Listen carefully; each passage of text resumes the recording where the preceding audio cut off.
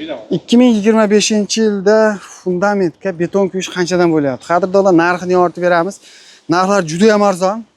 Xo'sh, uzunligi 22 metr, bunaqa eniga 9 metr, jami 1, 2, 3 bo'lsa, narigi tomonda ham 3 ta xona bor, 6 ta xona, 2 ta ro'zg'or bemalol yashasa bo'laveradi ekan.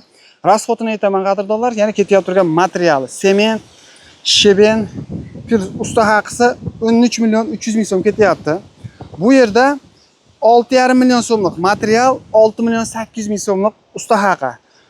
Fundamentga narxga keladigan bo'lsak, balandligi 1 metr, yo'q, 60 sm, uzunligi 1 metr, eniga 40, 1 metrni quyib berishi shu Farg'ona viloyati Bog'dod tumanida 45 ming so'm, qolgan joylarga vodiy bo'yicha 50 ming so'm ekan.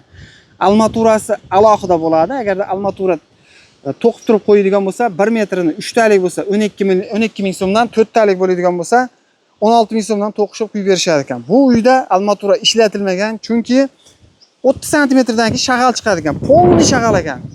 Ya'ni dashda turibmiz.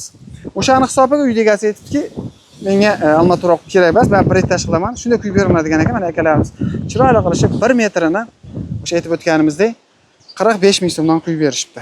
Fundament ko'lash 1 metri 20 ming so'm ekan.